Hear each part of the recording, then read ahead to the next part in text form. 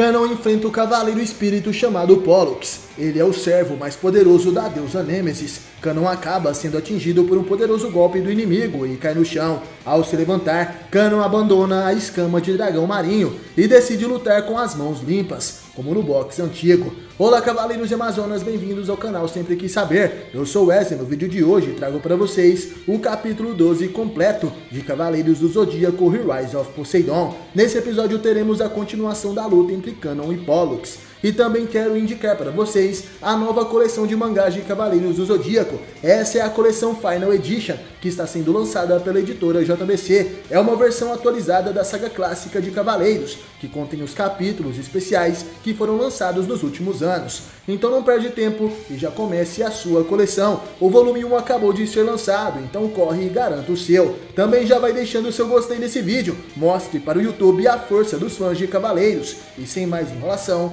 bora para esse super vídeo.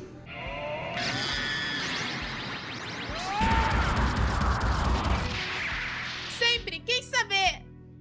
Canon se prepara para lutar. Pollux se aproxima e diz: por acaso ficou louco de tanto apanhar porque tirou sua escama? Se não fosse por ela, você já estaria morto. Canon, coberto por sangue, sorri e responde: é verdade que ela me ajudou, mas para achar um modo de te vencer, preciso arriscar minha vida ao extremo. Pollux diz que entendeu. Durante a Guerra Santa contra Hades, aconteceu uma situação bem peculiar. Vemos as escadarias do Santuário de Atena e ao fundo o relógio de fogo. Canon chega até o topo das 12 casas zodiacais. Após ser testado por Miro de Escorpião, ele estava ao lado de Atena e dizia: Atena, o que planeja fazer com essa adaga? Não me diga que... Canon segura a caixa que guarda a adaga dourada. A Atena Saori olha para ele e responde: sim, Canon, após receber essa mensagem, eu preciso fazer isso. Vemos as pétalas das árvores salagêmeas. Nelas estavam escrito Arayashik, o oitavo sentido. Aquela era a mensagem de Chakra de Virgem para Atena. Saori eleva seu cosmo e diz: para poder ir ao mundo dos mortos e derrotar o Imperador Hades, não tem outra escolha a não ser transcender o limite entre a vida e a morte, usando o Arayashik, ou seja, o oitavo sentido.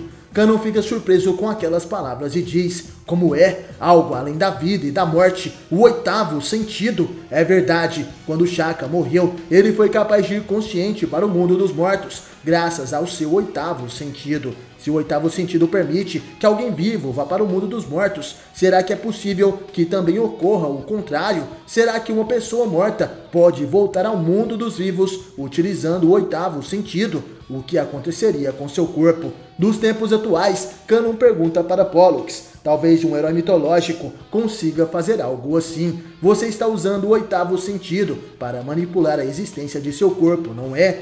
E por isso, meus golpes não te acertam, estou certo? É como se você se tornasse um fantasma no momento em que quisesse. Pollux sorri e responde: olha só, você conseguiu entender como a minha técnica funciona. Meus parabéns, porém isso não muda nada. Você continuará sem conseguir tocar em mim.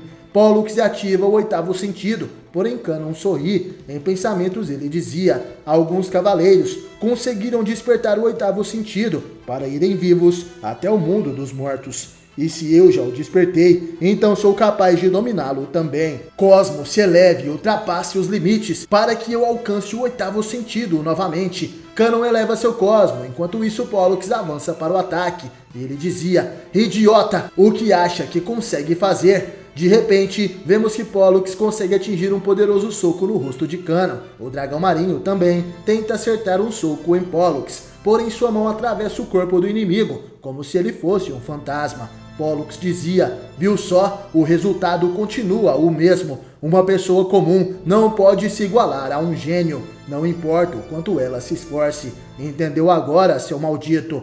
Pollux acertava diversos socos em Canon. E de repente, o general Marina cai no chão. Pollux começa a rir e diz que esse foi um nocaute, mas de repente ele se assusta. Um ferimento apareceu em seu rosto. Ele dizia: não me diga que um daqueles socos de Canon conseguiu me acertar. Será que ele está começando a alcançar o oitavo sentido? Canon se levanta novamente. Ele limpa o sangue em seu rosto e sorrindo responde: o próximo ataque vai atingir um ponto vital. Pollux chama Canon de maldito. Antes que isso aconteça, eu acabarei com você. Você será atingido pelo golpe definitivo de Pollux, o filho de Zeus. Desde a era mitológica, ninguém que foi atingido por esse golpe sobreviveu. Pollux ergue uma de suas mãos e vemos uma espécie de alma em volta de seu corpo.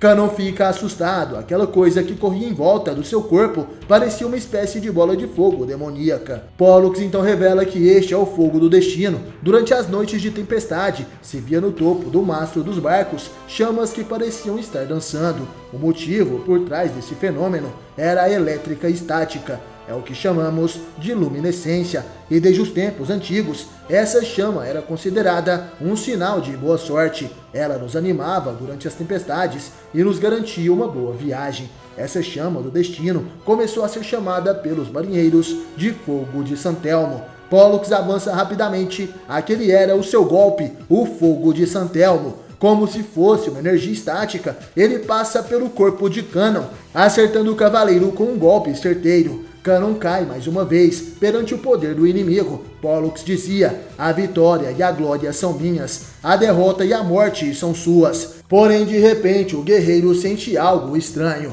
Uma poderosa energia estática se concentra no seu abdômen. Pollux, assustado, dizia: outra vez, agora ele acertou em cheio o meu corpo. Canon se ergue mais uma vez. Mesmo sem utilizar uma armadura, seu cosmo arde intensamente. Pollux dizia, parando para pensar: o meu ataque não o acertou em cheio. Isso significa que além de você se esquivar do meu golpe, também conseguiu contra-atacar. Pelo visto, Canon conseguiu despertar o oitavo sentido, mesmo que nossos níveis ainda sejam diferentes. Pouco a pouco, ele está ficando mais forte. Mas eu ainda tenho a vantagem aqui. Vou acabar com essa sua vida no próximo ataque. Pollux se prepara para atacar, mas Canon fica sério, e nesse momento ele dispara a explosão galáctica. Esse é o golpe mais poderoso da constelação de Gêmeos.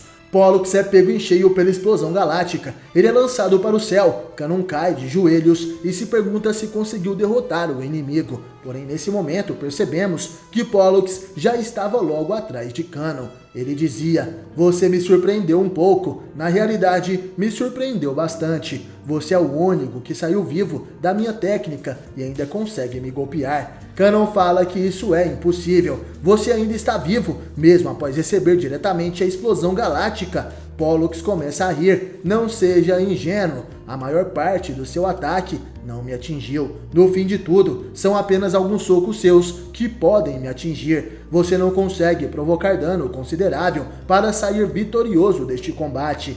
Canon fica surpreso e Pollux, ao preparar um soco, dizia: agora, veja como é um soco mortal de verdade. Canon diz que precisa superar esse ataque. Pollux desfere o soco, porém sua mão é interceptada por uma parede de gelo. Ele dizia: mas o que é isso? Uma parede de gelo?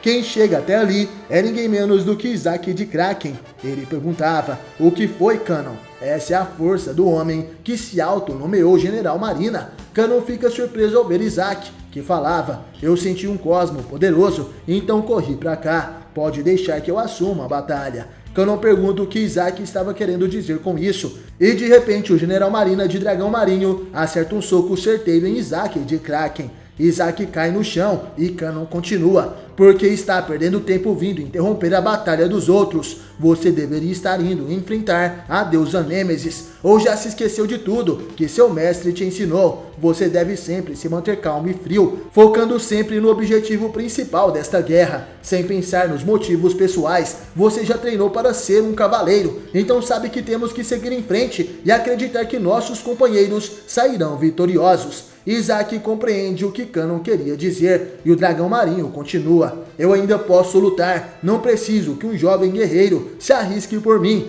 então fique quieto no seu canto e observe como irei superar ele. O homem pecador não morre. Isaac pede para que Canon sobreviva e Pollux dizia: deveria aceitar a ajuda desse garoto. Canon responde: esqueça isso e vamos continuar o nosso combate. Pollux falava: você fica se fazendo de forte na frente de seus companheiros, mas que patético, agora ele vai ver que você não é tão forte assim. Esse é o round final. Canon e Pollux se enfrentam. o General Marina é atingido por um soco no rosto e ao mesmo tempo tentava acertar o filho de Zeus. Ele se perguntava: quantos golpes eu levei, quantos golpes eu acertei, e estou sentindo que meus 5 sentidos estão começando a sumir. Isaac, os pecados que cometi jamais irão desaparecer. Eu sei muito bem disso, porém olhe bem para as minhas técnicas, as minhas táticas e os meus socos. Eu me responsabilizo totalmente pelas minhas ações. Cânon é atingido em cheio e mais uma vez cai no chão. Isaac e Casa ficam preocupados.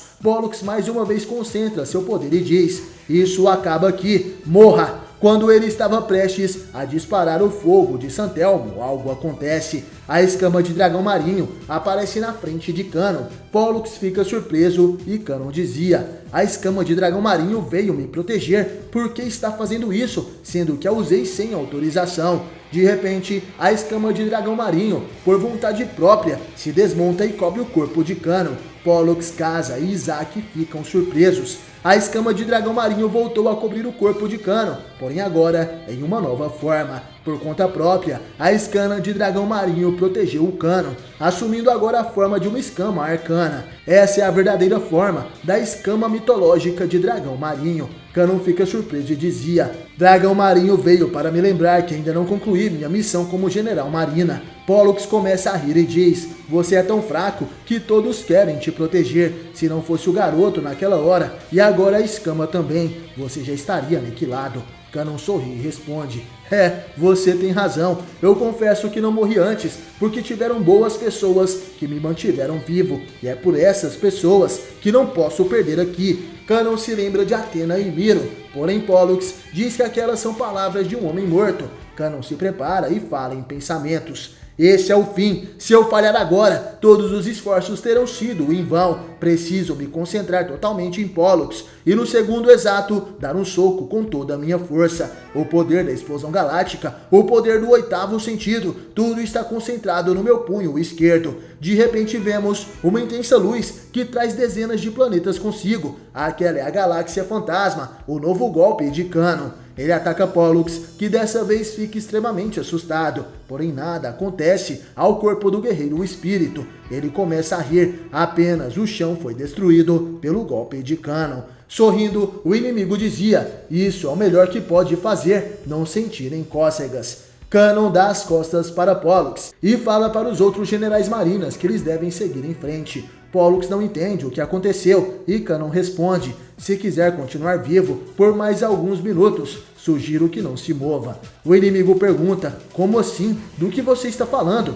Mas o que? Volte aqui, seu inseto. Nossa luta ainda não acabou. Pollux tenta alcançar Cânon, porém nesse momento o corte em seu rosto começa a rachar. Cânon dizia: seu corpo ainda não sentiu o impacto da Galáxia Fantasma, mas você já está morto. Pollux, ouvindo aquilo, tenta correr até Cânon, mas de repente todo o seu corpo começa a se trincar, e em um piscar de olhos, todo o corpo de Pollux explode. Seus membros ficam em pedaços, e seus órgãos são espalhados por todos os lados. Aquele era o terrível efeito da Galáxia Fantasma. Enquanto isso, no templo de Nêmesis, vemos a deusa acordando de seu sono. Quem estava ali ao seu lado era ninguém menos que Sorento de Cirene, que dizia: você acordou, senhorita Nêmesis. Sou Sorento de Cirene, general marina de Poseidon. Agradeço por me receber. A flauta de Sorento será capaz de se opor ao poder de um deus.